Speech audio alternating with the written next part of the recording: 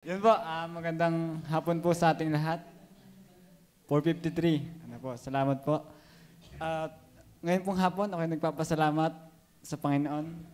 Una sa kaligtasan, sa buhay, ano po, biyaya na ngayong 2023, ano po, binuhay pa ng Panginoon. Sana dalangin ko ngayong darating na 2024 ay sana nasasagawain pa din. Ano po, pag-pray nyo na wag nakakaya, ano po. Kaya pag-pray nyo po sa Panginoon.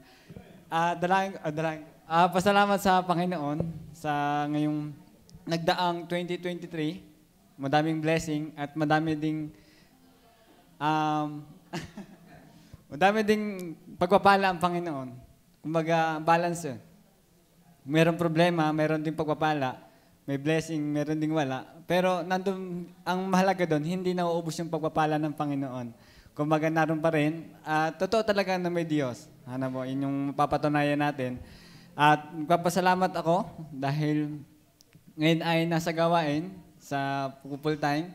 Salamat at biyaya nasa gawain. Kumbaga hindi man lahat ng tao nasa gawain ng Panginoon. Kumbaga nasa gawain ng kasalanan. Yan, marami ang tao. Pero tayo ay nasa gawain ng Panginoon at yun ay yung maganda sa isang tao. Sa isang ligtas. Yan yung pinakalayonin talaga ng isang ligtas na magpagamit. Ano po, dahil ibinigay ng Diyos ang kanyang nag-iisang anak at marapat lang ibigay yung ating buhay sa kanya. Salamat doon, salamat sa kabutihan ng Panginoon. At ngayon ay okay na sa gawain, nakapagturo sa mga bahay-bahay. Merong 5 hinahandle na Bible study at biyaya ng Panginoon. Kumbaga, niloloob pa ng Panginoon, nakapagturo. At mayroon din mga bunga sa Panginoon. Salamat din. At pinagbubungan ng Panginoon. Kumbaga, salamat. Ako hindi karapat-dapat na pagbungahin. Pero yun ang kalooban ng Panginoon. Wala akong magagawa. Ano po, yun yung layunin ng Diyos. Kaya tayo ay dinadala tayo din sa ganitong gawain. Salamat. At ngayon ay papasalamat. Kumbaga, marami talaga ipagpapasalamat sa Panginoon. Ano po, yung hangin, yung buhay, nahinga, nakakapakinig, marami.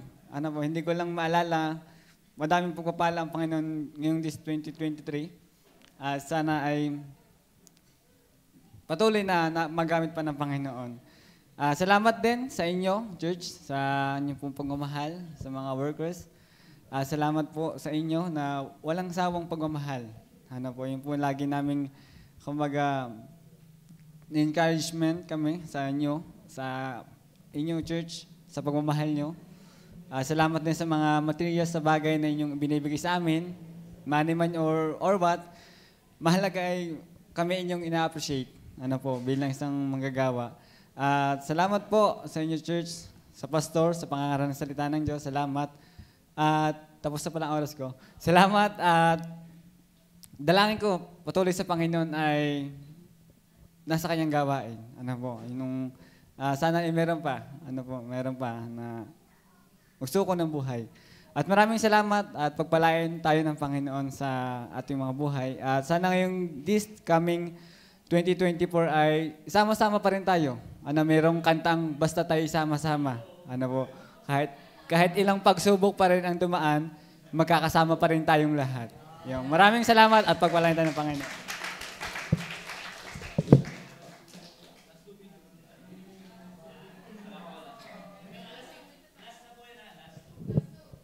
Hello. Yun, sa mga pagpala pong hapon